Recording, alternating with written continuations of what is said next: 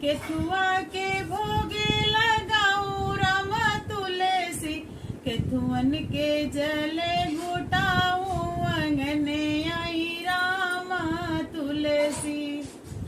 हलवा या पूड़ी के भोग लगाऊं, झांझर गेड़ुआ घुटाऊं अंगने आई राम तुलसी।